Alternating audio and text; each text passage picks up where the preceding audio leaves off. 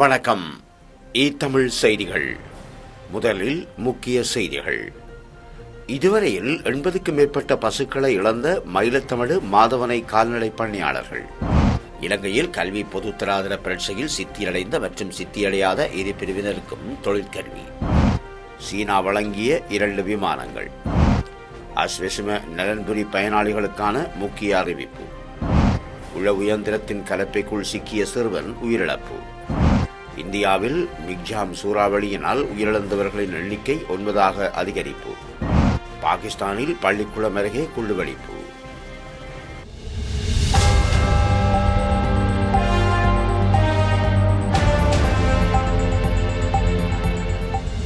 உள்நாட்டு செய்திகள். தாங்கள் போராட்டம் நடத்தி 82 நாட்களை கடந்துள்ள நிலையில் இதுவரையில் 80க்கும் மேற்பட்ட பசுக்களை இழந்துள்ளதாக மயிலத்தமடு மாதவனை கால்நடை பணியாளர்கள் சங்கத்தின் தலைவர் நிமலன் தெரிவித்துள்ளார். தமது மேய்ச்சல் தரை காணியை மீட்டுத் தருமாறு கோரி 82வது நாளாகவும் கால்நடை பணியாளர்கள் போராட்டம் நடத்தி வருகிறார்கள். சித்தாண்டி மகா வித்தியாலயத்துக்கு முன்பாக ஆரம்பிக்கப்பட்ட போராட்டம் தொடர்ச்சியாக கால்நடை பணியாளர்களினால் முன்னெடுக்கப்பட்டு வருகின்றது. ஜனாதிபதி எங்களை செங்கலடி பிரதேசத்துக்கு வந்தது பிறகு எங்களோட மாடு 42 மாடு வெட்டும் கரண்டும் சுட்டும் சேதப்படுத்தப்பட்டிருக்கு.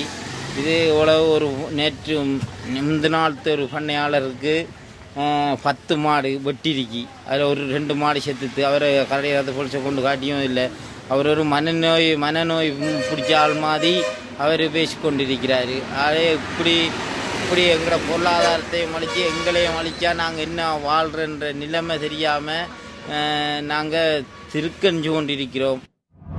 கல்வி பொதுத்தராதர பரீட்சையில் சித்தியடைந்த மற்றும் சித்தியடையாத இரு பிரிவினரும் இலங்கையில் தொழிற்கல்வியை பெறுவதற்கு தகுதியுடையவர்கள் என 3ஆம் நிலை கல்வி மற்றும் தொழிற்கல்வி ஆணைக்குழுவின் பதிவு அங்கீகாரம் மற்றும் தர முகாமைத்துவம் தொடர்பான பணிப்பாளர் சமன் ரூபசிங்க தெரிவித்துள்ளார்.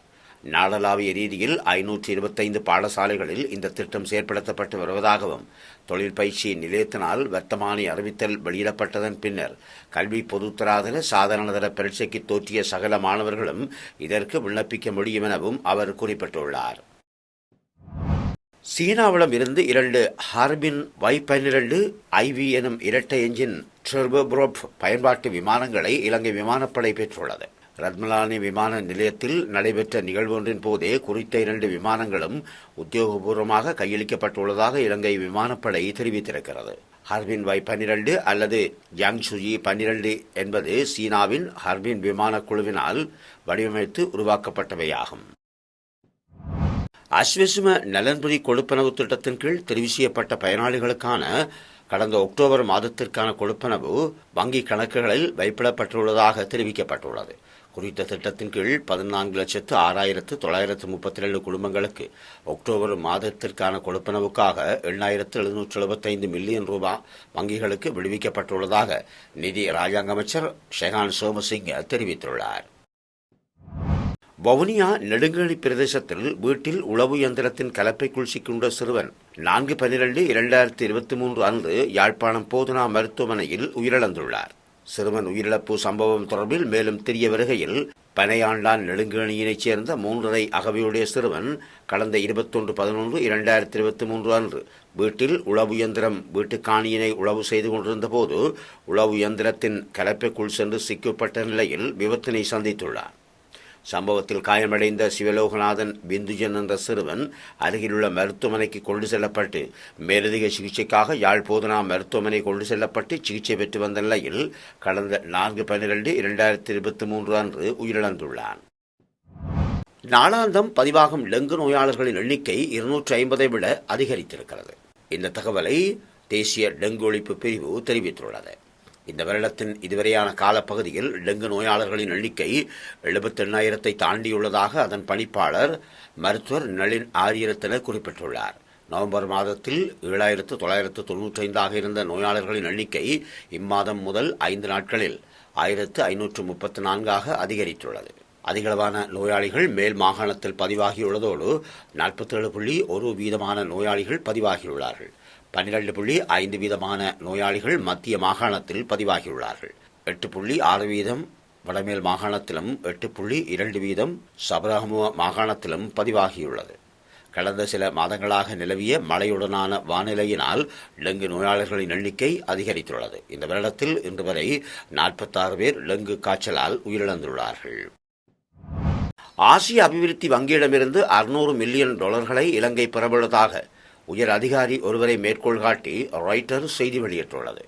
சர்வதேச நாணய நிதியம் நெருக்கடியால் பாதிக்கப்பட்ட நாட்டுக்கான $2.9 பில்லியன் கடன் தவணையின் இரண்டாவது தவணையை வழங்கப்பட்டதன் பின்னர் ஆசிய அபிவிருத்தி வங்கியிலிருந்து இலங்கைக்கு சுமார் $600 மில்லியன் கிடைக்கும் என தெரிவிக்கப்படுகிறது.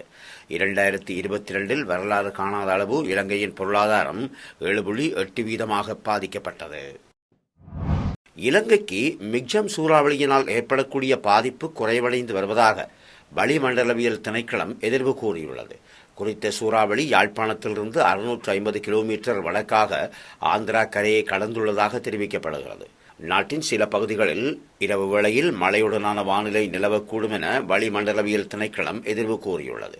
இதன்படி சபரகமுவ, மத்திய கிழக்கு மற்றும் ஊவா மாகாணங்களில் இடியுடன் கூடிய மழை வீழ்ச்சி பதிவாகக்கூடும்.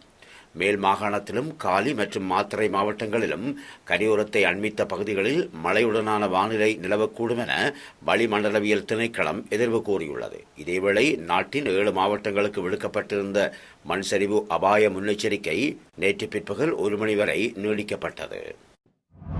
போலி கல்வி நிறுவனம் ஒன்றை சுற்றி வளைத்து அதன் பணிப்பாளராக இருந்த சந்தேக நபரான பெண் ஒருவர் கைது செய்யப்பட்டுள்ளார். நவம்பர் 27ஆம் நாள் பம்பலப்பட்டி காவல் நிலைய அதிகாரிகளுக்கு கிடைத்த தகவலின் அடிப்படையில் பம்பலப்பட்டி லாரன்ஸ் வீதி பகுதியில் அமைந்துள்ள குறித்த கல்வி நிலையத்தை சுற்றி வளைத்து சந்தேக நபரை கைது செய்ததாக காவல்துறையினர் தெரிவிக்கின்றார்கள். கிரியுள்ள நாரங்கமுவ பிரதேசத்தைச் சேர்ந்த 24 வயதுடைய பெண் ஒருவரே இவ்வாறு கைது செய்யப்பட்டுள்ளார். உள்நாட்டு மற்றும் வெளிநாட்டு வேலைகளுக்கு தேவையான டிப்ளோமா மற்றும் உயர் டிப்ளோமா கல்வியை வழங்குவதாக முகநூலில் விளம்பரங்களை வெளியிட்டு நாட்டின் பல்வேறு பகுதிகளில் இருந்தும் மாணவர்களை சேர்த்துக்கொண்டு இந்த நிறுவனம் நடத்தப்பட்டு வந்துள்ளது. இலத்திரனியல் மக்கள் தொகை பதிவேடு வேலை திட்டத்தின் கீழ் தேசிய டிஜிட்டல் சிறப்பு சான்றிதழ் உள்நாட்டு அலுவலர்கள் இராஜாங்க அமைச்சர் அசோக பிரியந்த தலைமையில் வெளியிடப்பட்டுள்ளது. களுத்துறை மாவட்டத்தில் ஆரம்பிக்கப்பட்ட தேசிய டிஜிட்டல் பிறப்பு சான்றிதழ் வேலை திட்டம் ஏனைய மாவட்டங்களுக்கும் துரிதமாக விரிவுபடுத்தப்பட உள்ளதாக உள்நாட்டு அலுவலர்கள் இராஜாங்க அமைச்சர் அசோக பிரியந்த இதன்போது தெரிவித்தார்.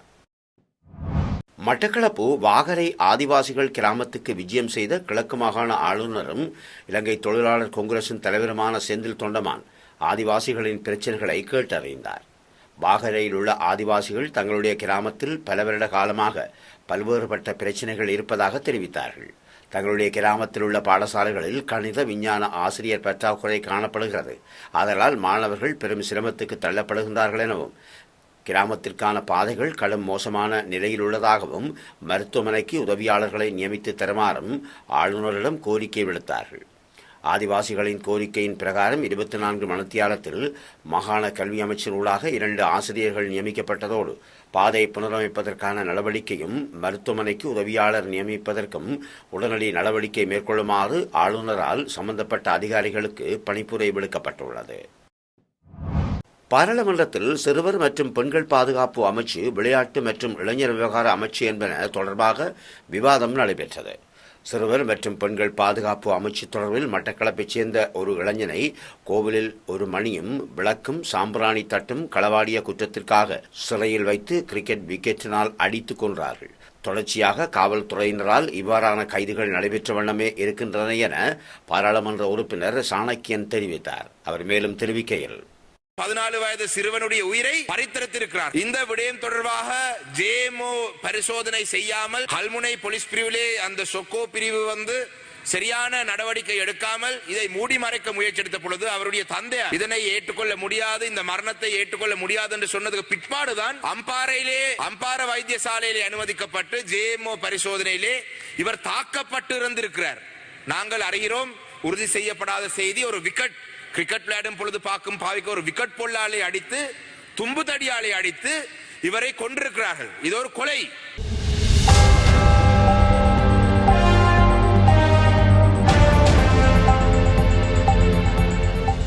வெளிநாட்டுச் செய்திகள். இந்தியாவில் மிக்ஜாம் சூறாவளியினால் உயிரிழந்தவர்களின் எண்ணிக்கை 9ஆக அதிகரித்துள்ளது.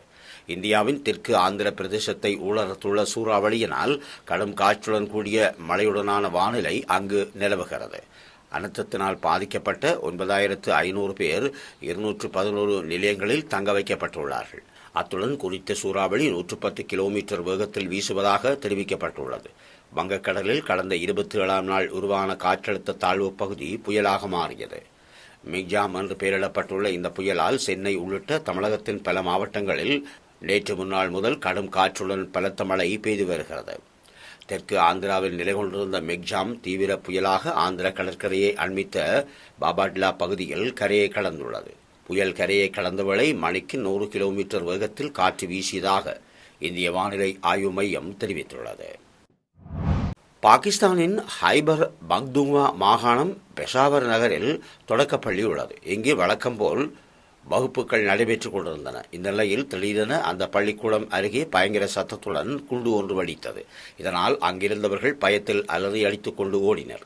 இந்த தாக்குதலில் 4 மாணவர்கள் உட்பட 7 பேருக்கு படுகாயம் ஏற்பட்டது. மீட்பு படையினர் அவர்களை மீட்டு சிகிச்சைக்காக மருத்துவமனையில் அனுமதித்தார்கள்.